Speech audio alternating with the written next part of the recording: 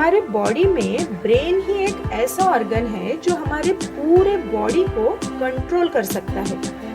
But इसके लिए brain को प्रॉपरली ब्लड सप्लाई होना बहुत ज़रूरी होता है, तभी ये प्रॉपर वर्क करेगा। इस ब्रेन को ब्लड सप्लाई करने वाली एक आर्टरी है जिसका नाम है carotid artery.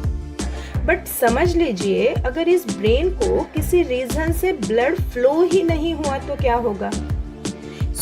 If blood flow will stop for longer than a few seconds, the brain will not get blood and oxygen and brain cells can die.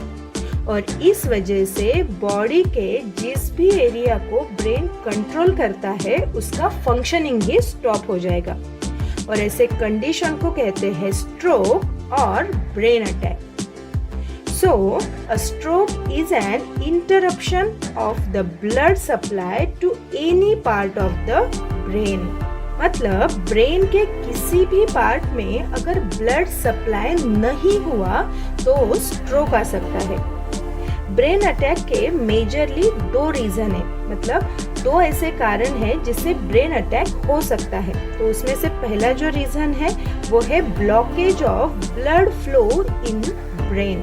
अगर ब्रेन में जो ब्लड वेसल्स है अगर उसी में ब्लॉकेज आ जाता है तो भी स्ट्रोक आएगा। और जो दूसरा रीजन है वो है rupture of an artery to the brain.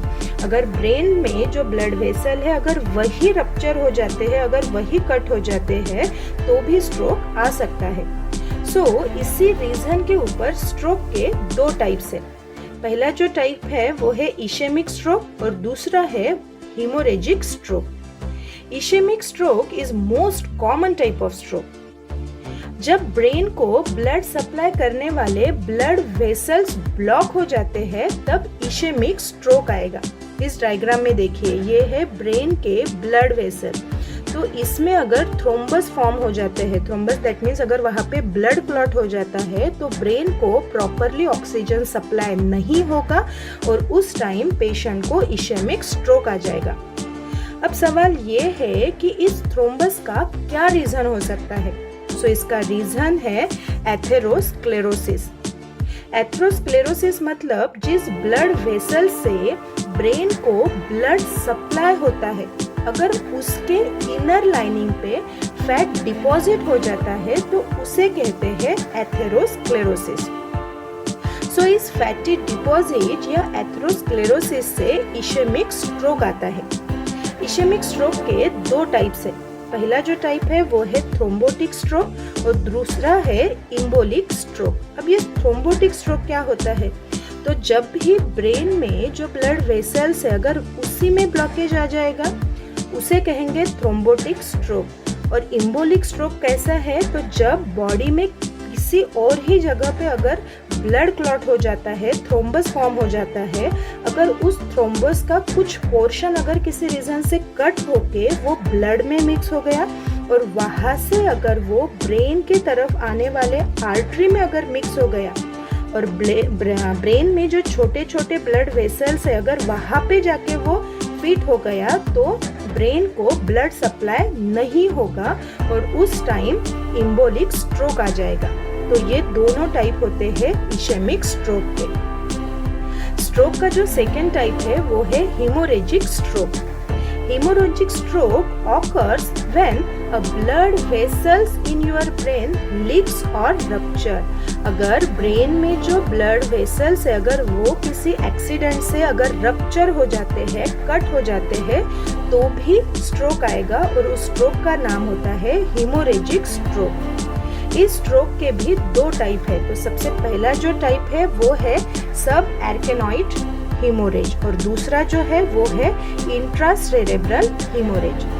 पहला जो टाइप है वो है सब एर्केनॉइड हीमोरेज। इस टाइप के स्ट्रोक में स्कल और ब्रेन के बीच वाले जगह पे अगर ब्लीडिंग होती है तो स्ट्रोक आएगा और उसे कहेंगे सब एर्केनॉइड हीमोरेज। और जो दूसरा टाइप है उसमें क्या होता है, जो ब्रेन है तो ब्रेन के इनर साइड में अगर ब्लीडिंग होती है तो उस टाइम स्ट्रोक आएगा और उसका नाम है इंट्रासेरेब्रल हीमोरेज। तो ये दोनों टाइप हुए हीमोरेजिक स्ट्रोक के। स्ट्रोक आने से पहले कुछ वार्निंग साइन दिखाई देते हैं। तो यहाँ मैंने कुछ बेसिक वार्निंग साइन दिए हैं। तो वो है, सबसे पहला है फेस ड्रॉपिंग। दैट मीन्स अगर फेस का एक साइड में अगर फेस ड्रॉपिंग दिखाई देता है या फिर नमनेस वहाँ पे दिखाई देता है, तो ये सबसे पहला वार्निंग साइन हम बोल सकते हैं स्ट्रोक का। या फिर पेशेंट की जो स्माइल है वो अनइवन दिखेगी, तो ये भी एक साइन होता है। नेक्स्ट जो है वो है आर्म वीकनेस। तो पेशेंट का एक हाथ अगर वीकनेस वो फील करता है या फिर वही वहाँ पे अगर नमनेस वो फील करता है तो ये भी एक साइन होगा। नेक्स्ट है स्पीच डिफ़िकल्टी। तो पेशेंट को अगर बोलने में दिक्कत होती है या फिर कोई बोल भी रहा है तो उसे सुनने में या फिर उसे अंडरस्टैंड करने में भी अगर पेशेंट को दिक्कत होती है, तो ये भी कुछ वार्निंग साइन हम बोल सकते हैं। इसके अलावा डिजीनेस, नौशिया और वोमिटिंग, सडन बिहेवियर चेंज, तो ये भी कुछ बेसिक साइन होते हैं। इसके अलावा पेशेंट की पूरे बॉडी की एक साइड ही अगर डल हो जाती है, वहाँ पे नमनेस वो फील करता है, तो ये भी एक बेसिक वार्निंग साइन हम बोल सकते हैं। ज़रूरी नहीं है कि ये साइन और सिम्टम्स आपको बहुत पहले दिखें, ये ऑल ऑफ अ सडन भी आ सकते हैं। ये डिपेंड है पर्सन टू पर्सन। किसी को स्ट्रोक आता भी है तो उन पेशेंट को इमीडिएटली मेडिकल अटेंशन मिलना बहुत ज़रूरी है। बिकॉज अगर उस पेशेंट को सही समय ट्रीटमेंट मिलता है तो परमानेंट डिसेबिलिटी से वो बच सकता है, जैसे कि ब्रेन डैमेज है, लॉन्ग टर्म डिसेबिलिटी है या फिर डेथ। तो इन सारे चीज़ों से वो पेशेंट बच सकता है, बट उन्हें इमीडिएटली मेडिकल अटेंशन मिलना ज़रूरी है। तो यहाँ तक हमारा आज का स्ट्रोक का टॉपिक हुआ।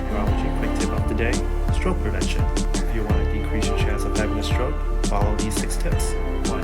Make sure your blood pressure is consistently under 130/80. 2. Lose weight if you're overweight. Keep your BMI under 25. 3. Maintain a healthy diet like the Mediterranean diet. Reduce your daily salt intake. Reduce your daily saturated fat intake. Try to eat fresh fruit and vegetables daily and fish a couple of times a week. 4. Try to get more exercise, at least 30 minutes per day for 5 days a week. 5. If you drink alcohol, make sure you do it in moderation. No more than 1 alcoholic drink per day, and do not binge drink. 6. If you smoke, stop smoking. And that was your neurology quick tip of the day. तो आज का हमारा video यही तक था। अगर ये topic आप लोगों को समझ में आया है तो लाइक कीजिएगा और इस वीडियो को शेयर ज़रूर कीजिएगा। Thank you.